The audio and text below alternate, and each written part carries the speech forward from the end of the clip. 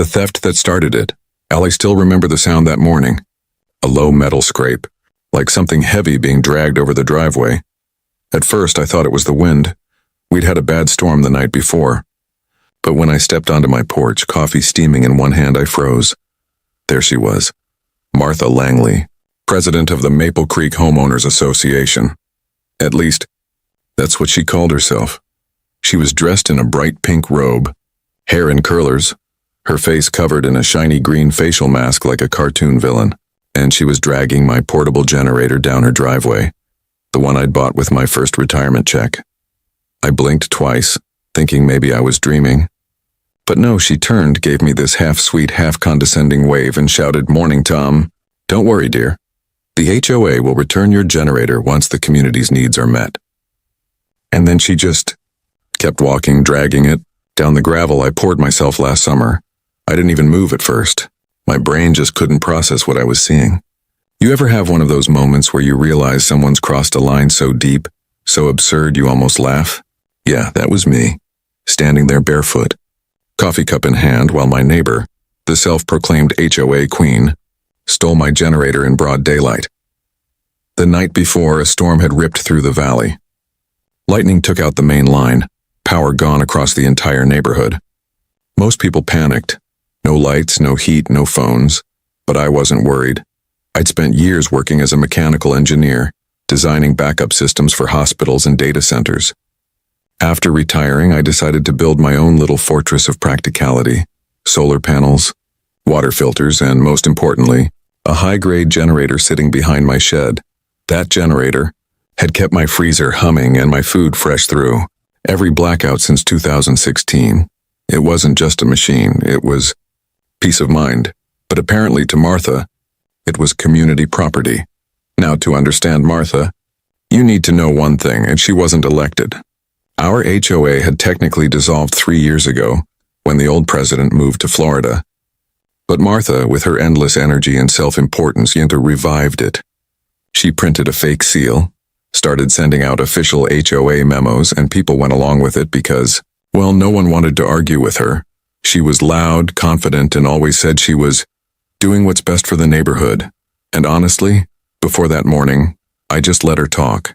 If she wanted to organize a yard sale or find someone for leaving their trash bin out too long, whatever. I kept to myself, but stealing my generator, that was a different story. By 9 a.m., the neighborhood was buzzing. Martha was holding what she called an emergency HOA briefing in her garage, which, by the way, she'd converted into her personal command center. She had a folding table, a clipboard, a little battery fan, and, of course, my generator running outside, powering a string of fairy lights and a coffee maker. I showed up. She smiled like nothing was wrong. "Tom, you're just in time." We're designating backup energy sources as community-managed assets. Yours is doing a fine job supporting central operations. Central operations. She actually said that.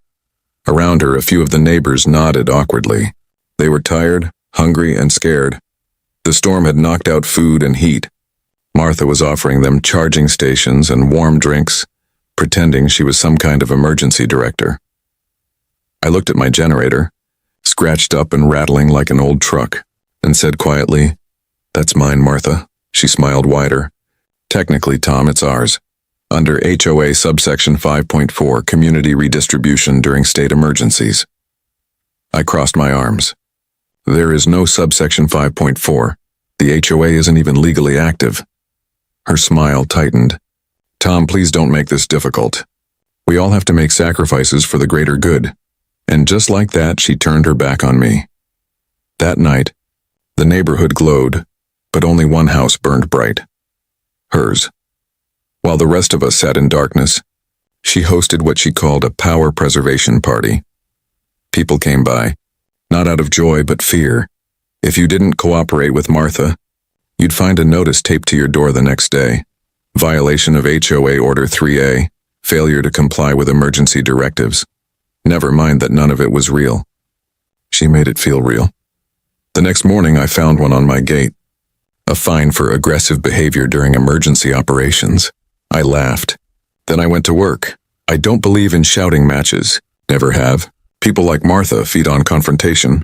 So instead, I documented everything. I pulled the footage from my security cameras. There she was, 6:12 a.m., robe and curlers, hauling my generator like a raccoon stealing a trash can. I saved the clip. Then I waited. By afternoon, she was on another power trip. Literally. She'd posted laminated signs across the neighborhood. All backup equipment must be registered under HOA authority. I stood at my mailbox, reading one when my neighbor Hank shuffled over. He looked embarrassed.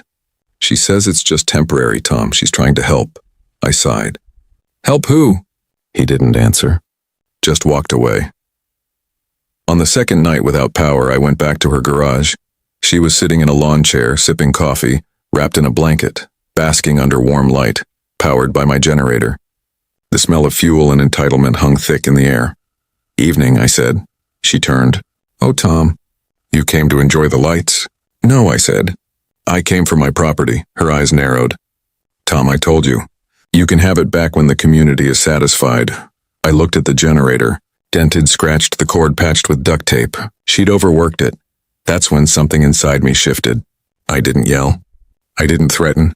I just smiled, and in my head I thought, all right, Martha, let's see how much you really understand about rules. By morning, the power company restored the grid. Lights flicked on across Maple Creek. Everyone cheered. Everyone except her. She was pacing her porch, clipboard in hand, shouting about new HOA regulations to ensure future preparedness.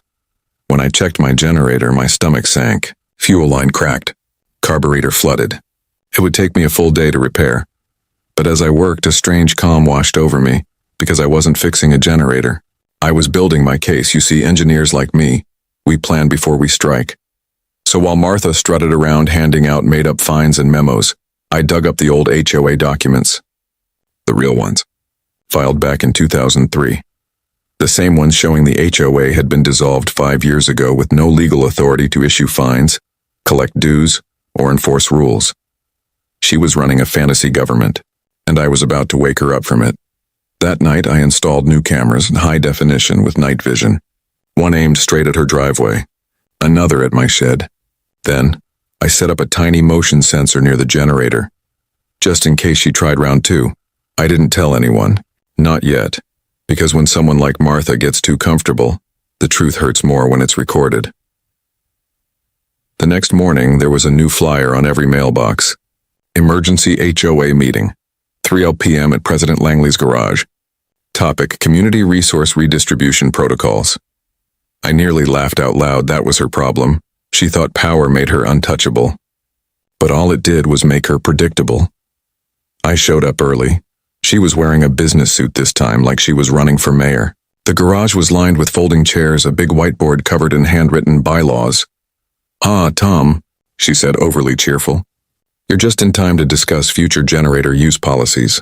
I sat down, crossed my arms, and listened. She gave a long speech about leadership during crises, about sacrifice, about how some people hoard resources. Every line was dripping with self-congratulation.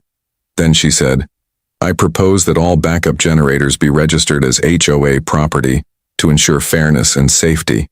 Someone asked, is that legal? She smiled. It's necessary. That's when I raised my hand. Martha, I said calmly, under which section of the HOA charter are you operating? She hesitated. Section 8.3, Emergency Management Authority. I held up a copy of the original HOA charter. There is no Section 8.3. Her eyes darted, face tightening.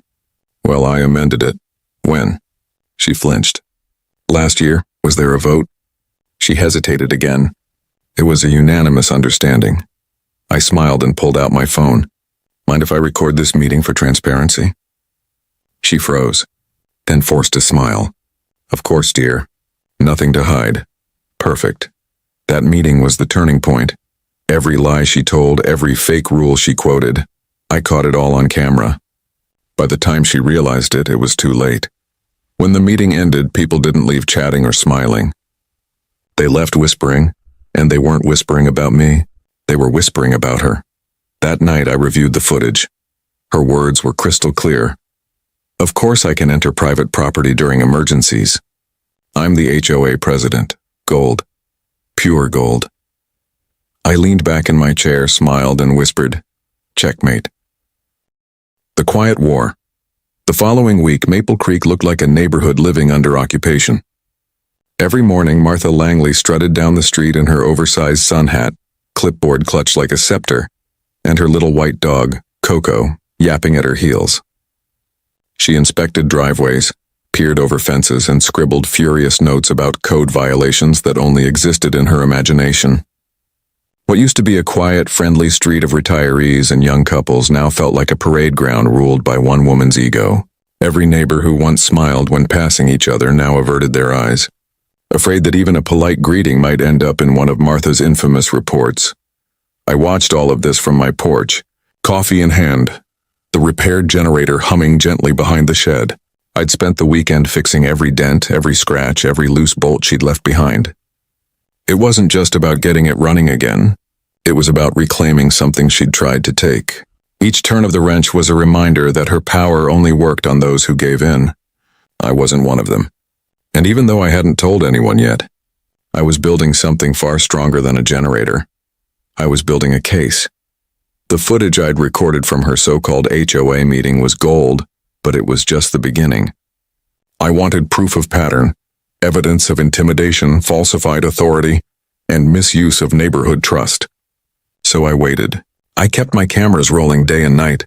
My motion sensors pinged quietly every time she crossed onto private property, and my cloud storage filled with clips of her creeping around porches, measuring fence heights, even opening mailboxes. She had no idea every move was being documented. I wasn't going to confront her this time. I was going to let her hang herself with her own rope. Meanwhile, her delusions were growing. She sent out another set of flyers, this time printed on glossy paper with a new HOA logo she'd designed herself, featuring a little crown above a row of identical houses. The flyer announced a mandatory home safety compliance survey, complete with fines for non-cooperation. People were exhausted, scared, and embarrassed. Many of them had never dealt with anyone like Martha before, a person who weaponized confidence and politeness. When she spoke, she didn't sound uncertain. She sounded like she had the law behind her. And that made even good people back down. One afternoon, as I was cleaning the gutters, Hank, my next-door neighbor, came by looking uneasy. Hank was the kind of man who avoided conflict his entire life. He'd been a high school teacher for 30 years, never raised his voice once, and probably never broke the speed limit either. He rubbed the back of his neck and said, "Tom, she came by again. Said if I don't replace my mailbox with one of the HOA-approved models, she's going to fine me."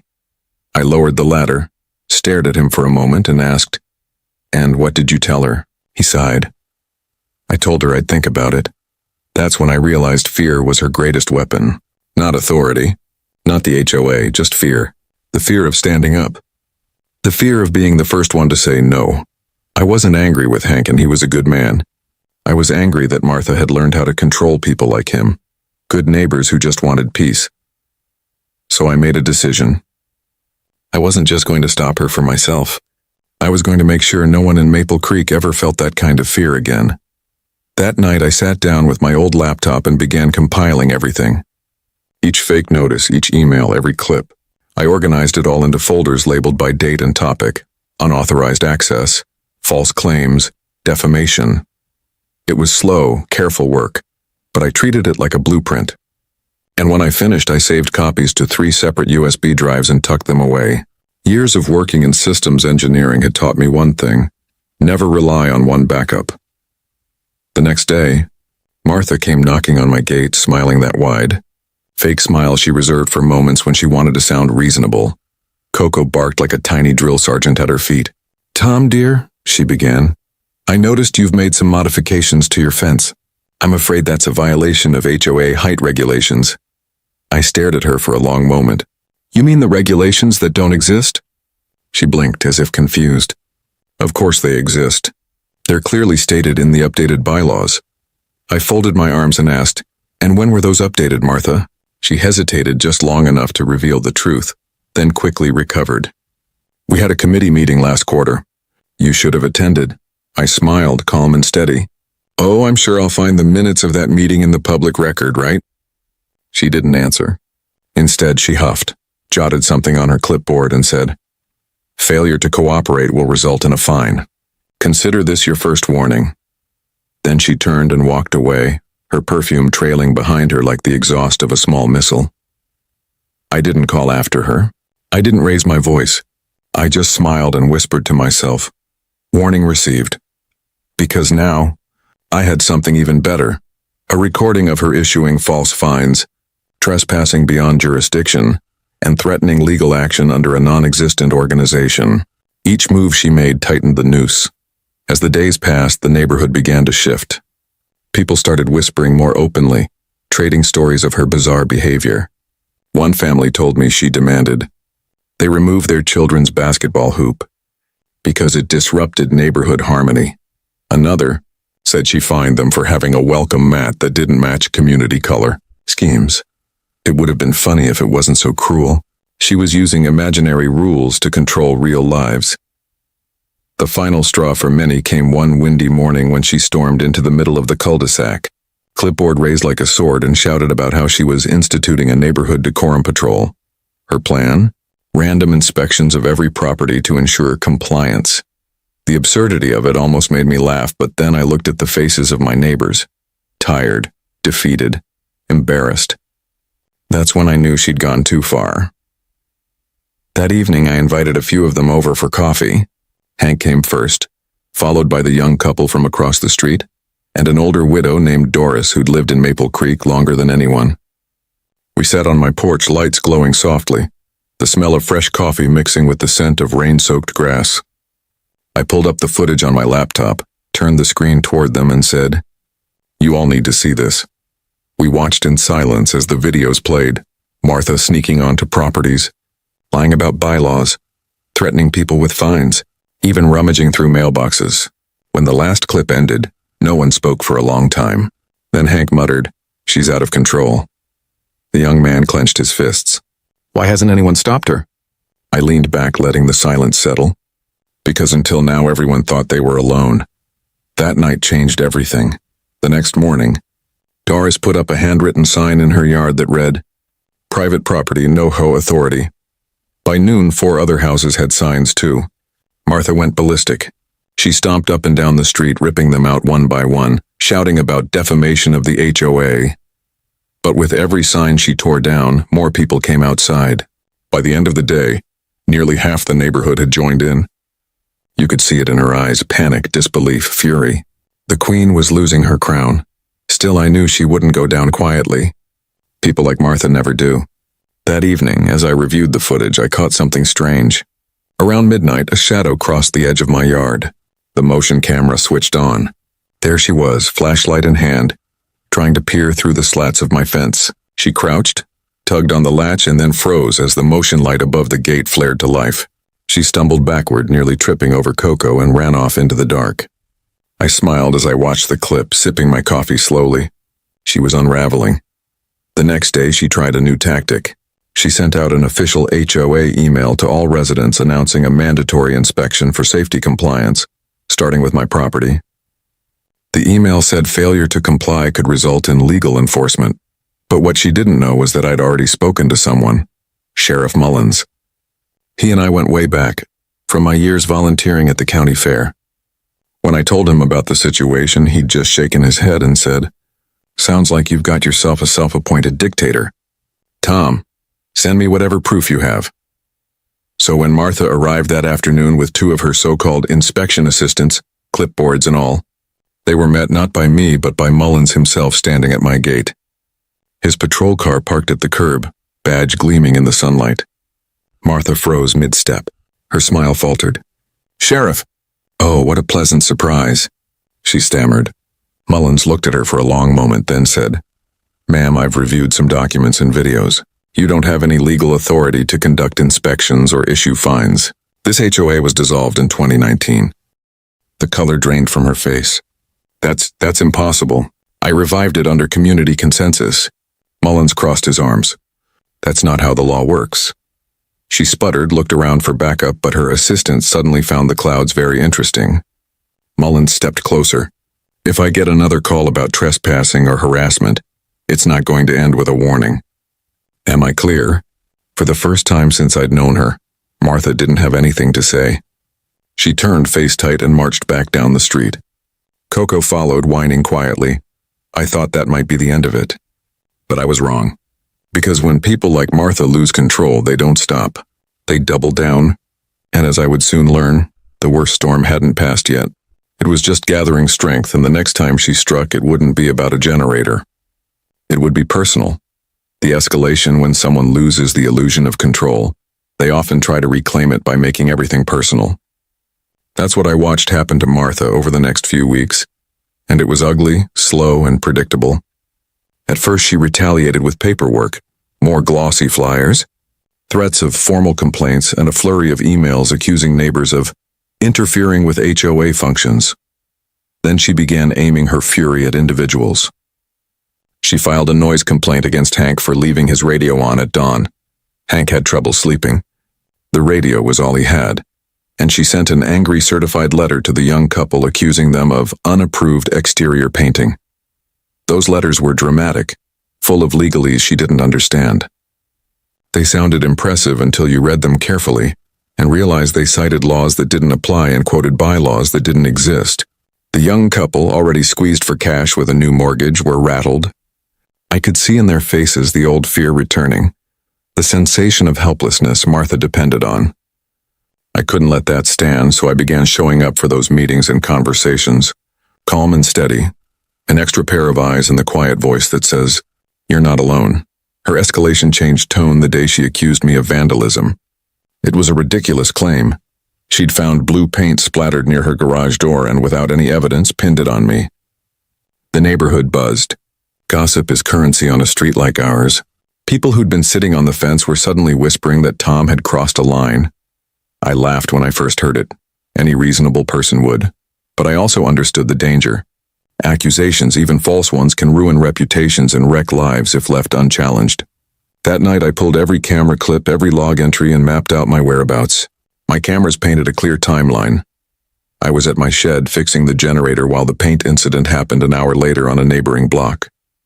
I compiled timestamps, weather data showing an unexpected drizzle that would have washed fresh paint away, and witness statements from neighbors who had seen Martha out late that night, with a small can of paint and a rag. The truth was a puzzle, and I was finally treating it like one, methodical piece by piece. The next move in this ugly chess game was the one I'd feared. She called the police. Not to report herself, no, but to file a harassment complaint against multiple neighbors and to claim that she'd been physically threatened during a recent inspection. Sheriff Mullins arrived with the same steady weariness he always had, and I could tell from the look on his face that these calls were getting old. He listened politely as Martha recited her grievances, then asked for proof. That's where the beauty of careful documentation paid off. I handed over copies of the footage, the emails, the bogus bylaws, and the notarized copies of the HOA dissolution. Mullins studied them, his face growing harder with each page. "She's making a mess where there isn't one," he said quietly to me as we stepped out into the sunlight, away from the circle of neighbors who had gathered. If we don't have tangible damages or crimes, it's civil. But she's bordering on fraud with those fake documents and the way she's soliciting money for fines. He told us to keep records and to report every incident. It was not the immediate justice I wished for, but it was a strategy. Build an undeniable trail. Meanwhile, Martha's behavior became stranger. She started showing up at odd hours, rattling doorknobs, handing out citations printed on cheap paper, and leaving them under windshield wipers. She tried to charm new homeowners, presenting herself as a helpful guide to neighborhood norms, and then slipping them into a web of mandatory meetings and voluntary fees. One evening, a young mother knocked on my door in tears.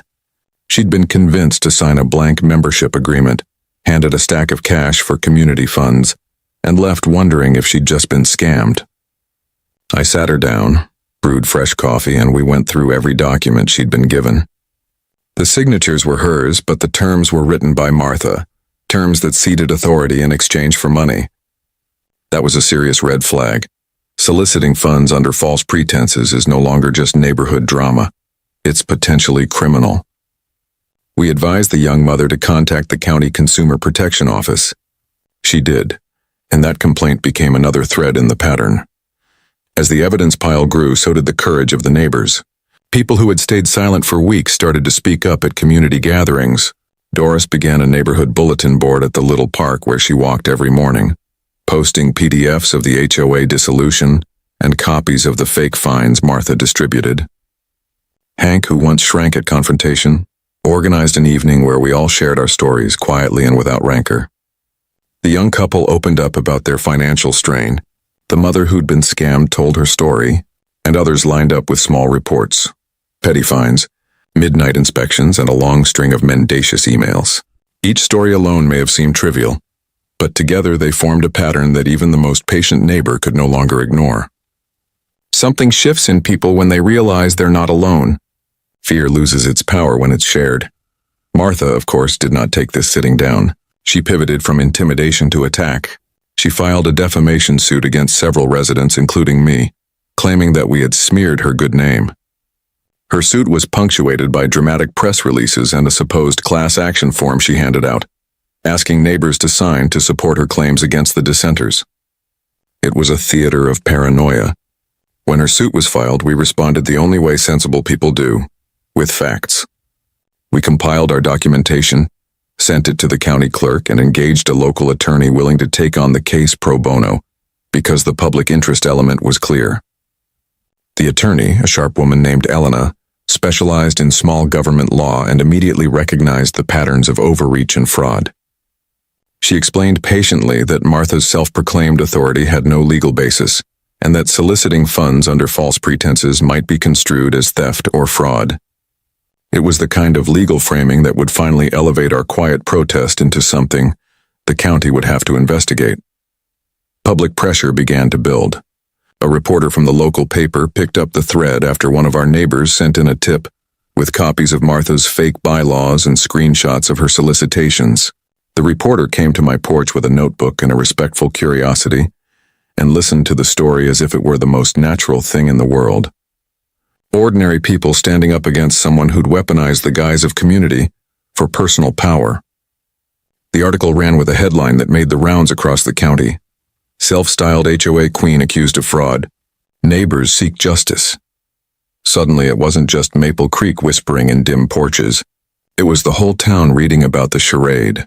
People who had once nodded uneasily at Martha's memos now called the county board asking for clarification on HOA powers. And some even demanded an audit of the neighborhood's finances. That's when the county auditor showed up. He was a precise man in a gray suit, and he arrived with a clipboard and a stack of forms that smelled faintly of government. He didn't come to fight. He came to ask questions and look at documents. Martha, confronted with the kind of scrutiny that couldn't be bullied, faltered. She couldn't produce bank statements for fines she insisted she'd collected. She couldn't name the supposed committee members who'd voted her into authority. She had glossy flyers, printed receipts with handwritten notes, and a trail of petty notices, but no legal basis. The auditor's face was flat as he told her she'd likely be investigated for the solicitation of funds without proper registration. That phrase, solicitation without registration, made her hands shake. And then came the turning point that felt almost cinematic. One late night, about 3 weeks into our quiet resistance, Martha attempted to break into the repaired shed behind my house. It was not a desperate act to reclaim the generator. It was something sharper and more irrational. My motion lights flared. My cameras recorded every step, and Sheriff Mullins, finally convinced by the breadth of evidence and the mounting complaints, came out with deputies in tow. The tape showed her approach with a crowbar, gloves on, moving like someone who'd rehearsed a role in her own mind. She didn't get far. The deputies intercepted her at the fence, and as they walked her to the cruiser, she looked not like a queen but like a woman stripped of illusion. There was no dramatic resistance, only stunned silence. Neighbors gathered on porches, some with tears, some with relief, all of them witnessing the end of a very long, very ugly performance. In the days that followed, charges were filed: trespassing, attempted theft, and solicitation under false pretenses. The county filed an injunction ordering her to cease all HOA activities and freeze any accounts associated with the association she'd been running. The initial hearing was messy, charged with human emotions, anger, sadness, a little embarrassment. Martha tried to claim she'd been acting in the community's best interest, that her intentions had been noble. The judge, who had spent far too many mornings dealing with petty power plays dressed as governance, looked at the packet of evidence with a seriousness that made the room hush. He read the emails, the flyers, the bank statements. He watched the footage of her walking down my driveway with the generator. In short, he saw a pattern, and that pattern had consequences. When the gavel fell and a temporary restraining order was placed against her, I felt a curious mix of vindication and melancholy. It wasn't joy at watching someone fall. It was relief that our neighborhood could breathe again. The young mother got her money back after the Consumer Protection Office intervened. Hank hosted a small barbecue where people laughed and told stories without glancing nervously at their mailboxes. Doris planted a small herb garden in the park and hung a tiny sign that said, "Neighborhood free of mandates." The community found its rhythm again, messy, imperfect, but honest. What I learned through all of this was not simply how to catch a liar or how to collect evidence. I learned that courage is contagious. I learned that when a few people stand together with facts and patience, the machinery of local justice can move. I learned that silence is a weapon that can cut both ways. Sometimes it preserves peace and sometimes it preserves abuse. And perhaps most important, I learned that leadership is not the loudest voice in the room claiming power. It's the steady hand that helps people feel safe enough to speak. By the time Martha's hearing rolled around, most neighbors had submitted statements. Some were angry, some were weary, all of them were candid. The judge listened. The county attorney laid out the case. The evidence was plain, consistent, and damning in its clarity. Martha was ordered to pay restitution, to cease all HOA activity, and to perform community service hours under supervision, a judicial attempt at restorative justice. There was no triumphant moment, no public crowning of the whole neighborhood. There was paperwork, a sense of closure, and the slow, steady work of rebuilding trust. As we cleaned up the torn flyers and taped the last of the private property signs back into place, I sat on my porch with my generator humming contentedly behind me. The street felt lighter. Kids rode bikes again. Neighbors borrowed tools without asking too much, told jokes across fences, and slowly, habit by habit, the fear that had held us all quiet for months dissipated. Martha's chapter closed not with a spectacle, but with a series of small, patient acts that added up to a community reclaiming itself. It was a quiet victory, the kind that looks ordinary until you realize how much courage it took to make it happen. The quiet. After the storm, it's strange, the way peace returns after chaos. It doesn't sweep in with trumpets or fanfare, and it doesn't arrive all at once. It comes slowly, hesitantly, like a timid animal approaching an open hand, sniffing the air to see if it's safe again. That's how it felt in Maple Creek once the dust settled and Martha's shadow finally faded from our lives. The air felt lighter, though the scars she left behind were still visible, on fences, in broken trust. In the wary looks neighbors gave one another when someone suggested another meeting or committee. We were a community that had learned the hard way that power, even in small doses, can corrupt, and that trust, once cracked, needs time and care to heal. But what surprised me most was how we began to rebuild, not through meetings or rules, but through quiet acts of kindness. It started with small gestures. Doris, the widow with the gentle eyes, began leaving baskets of fresh herbs at people's doorsteps, mint, rosemary, basil, and with handwritten notes saying, "For your tea or for your stew." Hank, who'd spent months isolated in his workshop after the ordeal, started fixing things again for free. Lawnmowers, leaky pipes, squeaky gates. He said he did it because helping keeps me from rusting. The young couple, still shaky from the legal ordeal, opened their backyard one evening and invited everyone for what they called a no-agenda dinner. They grilled cheap burgers, played soft country music, and for the first time in months, people laughed without looking over their shoulders. Kids ran barefoot through the grass, chasing each other with glow sticks, and someone brought out a guitar as the sky blushed purple over the rooftops. It wasn't grand, but it was honest. That night I realized we didn't need leadership. We just needed belonging.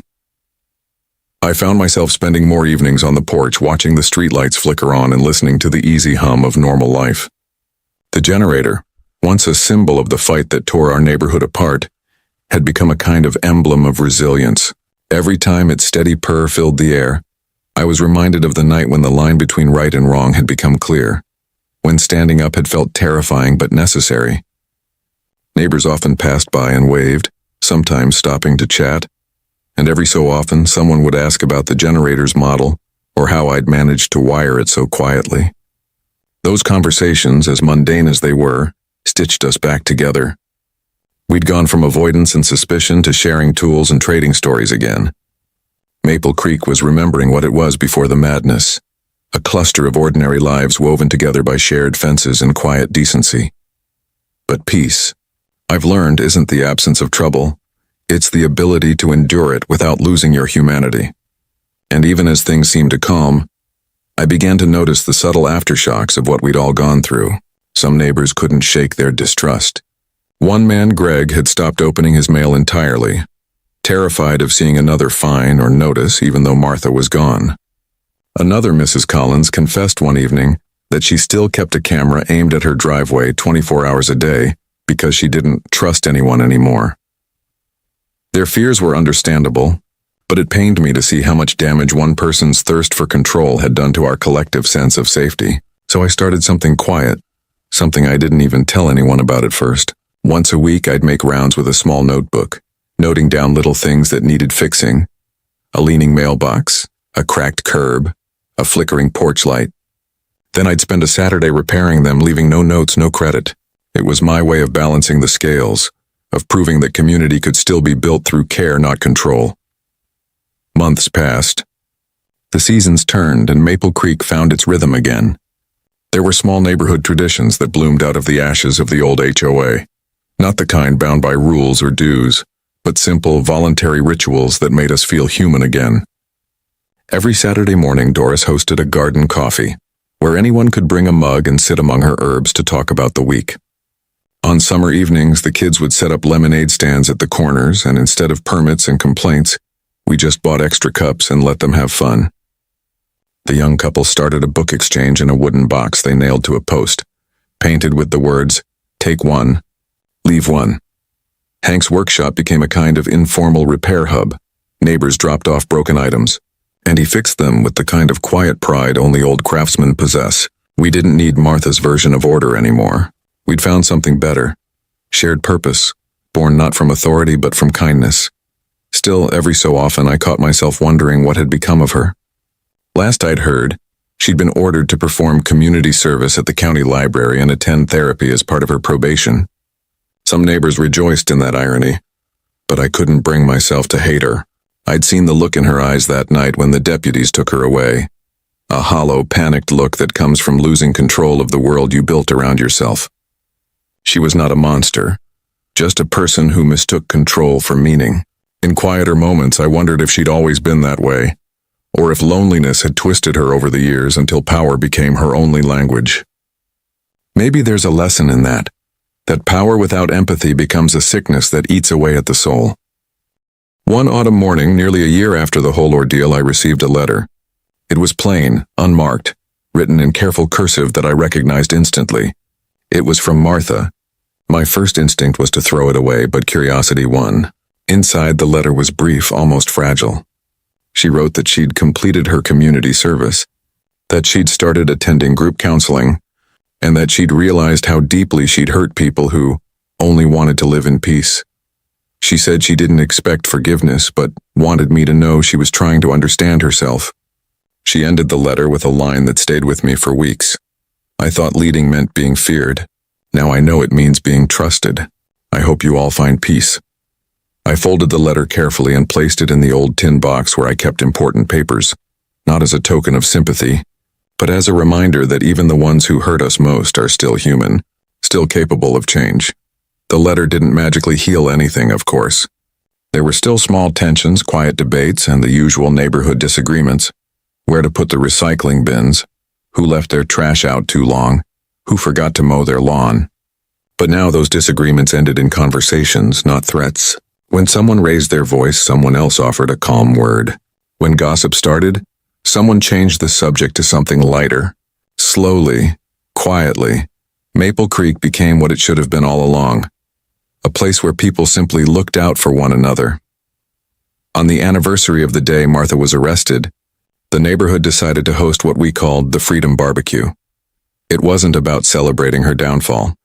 It was about celebrating what came after.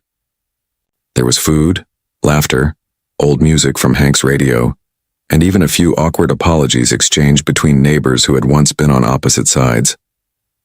The young couple brought out sparklers for the kids, and as the night deepened, the soft glow lit up faces that had once been shadowed by fear. I stood at the edge of the yard looking at them, thinking how easily things could have gone differently, how one wrong move, one moment of despair could have turned our fight for truth into something darker. But we'd chosen patience, we'd chosen unity, and that had made all the difference. As the fireflies came out and the night air cooled, Hank walked up beside me and said, "Feels different now, doesn't it?" I nodded, watching the flicker of lights across the yards. "Yeah," I said, "it feels like home again." He smiled, and for a long moment neither of us spoke. The generator hummed faintly in the distance, steady and sure, and I realized that sound no longer reminded me of conflict. It reminded me of endurance, of people who refused to give up on decency, of a neighborhood that had been tested and somehow come out stronger. That night, long after everyone had gone home, I sat alone on my porch with the last of the embers fading in the fire pit. The stars shimmered above, indifferent but beautiful, and I thought about how fragile peace is, how it has to be protected not with rules or authority, but with empathy, patience, and courage. I thought about Martha, about Doris and Hank, about every neighbor who had once been silent and had finally found their voice. And I realized that what we'd built wasn't just a neighborhood free of fear.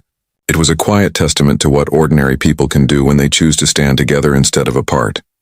It wasn't dramatic or grand or the stuff of headlines anymore. It was something better, something real. And as I leaned back listening to the crickets sing, I knew that Maple Creek had finally found its peace, not because someone demanded it, but because we'd all learned what it really meant to earn it. The letter that changed everything. Winter crept into Maple Creek with a softness that almost felt like forgiveness. The air carried that crisp metallic scent that always comes before snow, and the trees stood bare and quiet, their skeletal branches reaching toward a pale, endless sky. It was the kind of season that made you introspective, the world outside slowing down just enough to make you hear your own thoughts. Life in the neighborhood had settled into a calm rhythm again. The fences that once divided us now carried strands of twinkling lights, and the porches that had felt like fortresses were now open and warm. People waved when they passed each other, no longer with forced politeness but with genuine friendliness born of shared struggle. Still, there were moments when the ghosts of the past drifted through, faint reminders that peace once broken never returns exactly the same. It was one of those gray December mornings when the letter came. I found it tucked neatly into my mailbox, sandwiched between a grocery flyer and an electric bill. There was no return address, just my name written in looping handwriting that tugged at something familiar in my memory. I stood there for a moment, breath fogging in the cold before tearing it open. Inside was a single page, carefully folded, written in that same measured script. It began with, "I don't expect you to forgive me, but I can't move forward without trying to make things right." It was from Martha again. I hadn't heard from her in nearly a year, not since her short letter from the library during her community service. This one was different, though. Longer, more personal, almost confessional. She wrote that she'd moved to a small town upstate, working part-time at a local shelter and taking care of her elderly aunt. She said she'd been seeing a counselor who helped her understand how her need for control came from a lifelong fear of being powerless. Her husband had left her years ago after she'd tried to run his life like she ran the neighborhood, and her only daughter hadn't spoken to her since college. "When I came to Maple Creek," she wrote, "I told myself that order would make people safe. I see now that I was trying to fix others because I didn't know how to fix myself."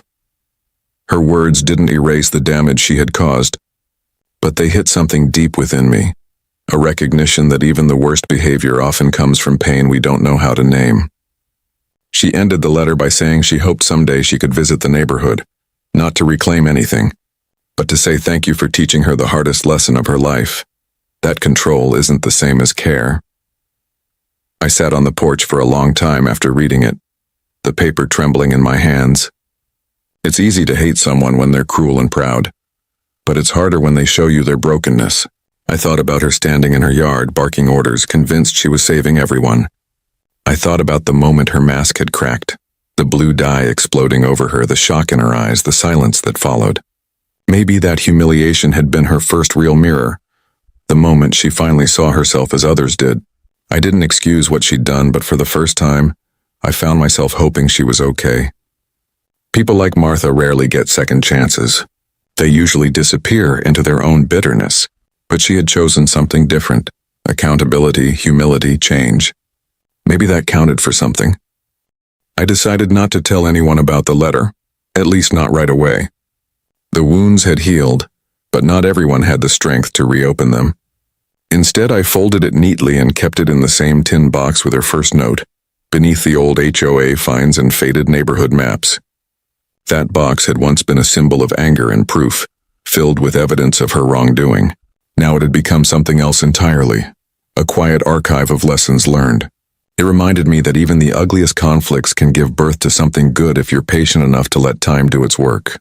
As the days grew shorter, the neighborhood slipped into a kind of gentle hibernation. Snow began to fall in soft, lazy flakes, blanketing lawns and driveways in clean white silence. There was no HOA anymore, no board meetings, no laminated rules taped to mailboxes, just people living, helping one another when they could. When the first big storm of the season hit, knocking out power for half a day, no one panicked. This time, instead of chaos, there was cooperation. Hank fired up his backup unit and I rolled out my generator again, running cords across the drive to power Doris's heater and the young couple's fridge. Within an hour, neighbors were moving extension cords like veins across the street, connecting homes in a spiderweb of shared energy.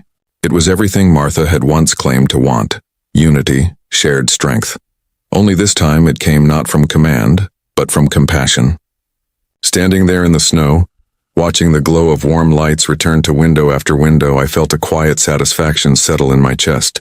We had rebuilt something real, not a system or a structure, but a sense of humanity. And as I looked around, I realized how much I had changed too. Before all this, I'd been content to live quietly, keeping to myself, fixing things, avoiding drama. But the storm, both literal and human, had pulled me out of that shell. It had shown me that sometimes standing up isn't about shouting or fighting. It's about refusing to let good people be silenced by fear.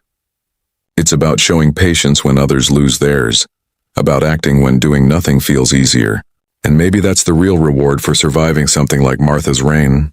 Not vengeance, but growth. A week later, I did something I never thought I'd do. I wrote her back. It wasn't long, just a few paragraphs. I told her that I appreciated her letter, that I hoped she was finding peace, and that the neighborhood was doing well. I didn't sugarcoat anything. I told her that trust takes time and forgiveness isn't something anyone can demand. But I also told her that I believed in change, and that I hoped one day she'd be able to forgive herself too. When I dropped it in the mailbox, I didn't expect a reply, and maybe that was the point. Sometimes closure isn't a conversation. It's simply the decision to stop carrying the weight of what happened. The rest of that winter passed in quiet contentment. Maple Creek looked beautiful under the snow, clean, bright, alive again. The laughter of children echoed down the streets, and the sound of shovels scraping driveways mixed with the smell of coffee and pine. Every porch light seemed to glow with a little extra warmth, as if the neighborhood itself was exhaling after a long, hard journey. And on New Year's Eve, as fireworks bloomed faintly in the distant sky, I stood out in the yard with Hank and Doris, watching the colors reflect on the white snow. Hank raised a mug of hot cider and said, "To peace at last." Doris added softly, "And to the people who earned it." I smiled, raising my own cup. "To Maple Creek," I said, "and to lessons learned the hard way." That night, as I went back inside and the house settled into its familiar quiet, I found myself thinking about the strange, winding path that had led us all here, from stolen generators and fake HOA laws to letters of apology and shared electricity.